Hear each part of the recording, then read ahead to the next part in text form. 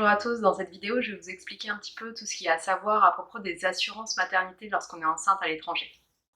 Alors n'hésitez pas si la vidéo vous plaît, si vous aimez le sujet ou si vous connaissez des mamans autour de vous qui sont à l'étranger, n'hésitez pas à partager la vidéo ou à vous abonner.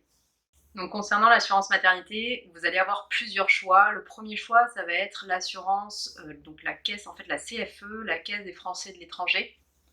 Donc qui se représente un petit peu comme notre sécurité sociale en France, c'est-à-dire qu'elle va prendre en charge exactement les mêmes soins qui sont pris en charge en France, mais il faut bien faire attention, c'est sur la base des tarifs français.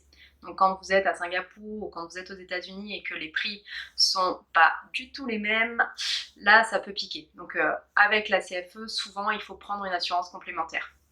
Ce qu'il faut savoir aussi, c'est que à partir du moment où vous partez de France enceinte et que vous continuez en vous affiliant à la CFE, dans ces cas-là, votre grossesse et tous les frais qu'engendre la grossesse et votre accouchement seront pris en charge.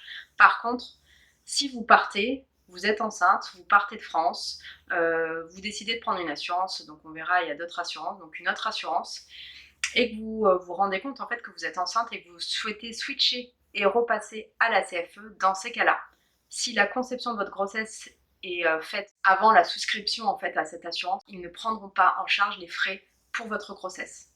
Ok, donc ça c'est vraiment quelque chose d'important à savoir. À partir du moment où vous partez de France, si vous souhaitez intégrer la Caisse des Français de l'étranger, dans ces cas-là vous avez 3 mois. Passez ces 3 mois-là, si vous vous rendez compte que vous êtes enceinte et que vous voulez vous affilier à cette assurance, vos frais concernant la grossesse ne seront pas pris en charge. Donc attention. Autre choix que vous pouvez faire, c'est les assurances expatriation. Donc il y en a des tonnes.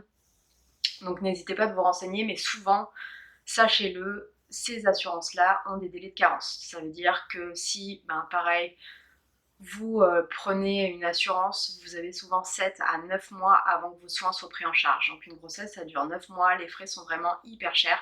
Donc réfléchissez-y avant de choisir. Et la dernière solution, bien sûr, c'est l'assurance locale. Donc ça, va falloir faire attention parce que les assurances locales, il y en a certaines où la grossesse est prise en charge et il y en a d'autres où pas du tout. Donc renseignez-vous bien avant, faites attention.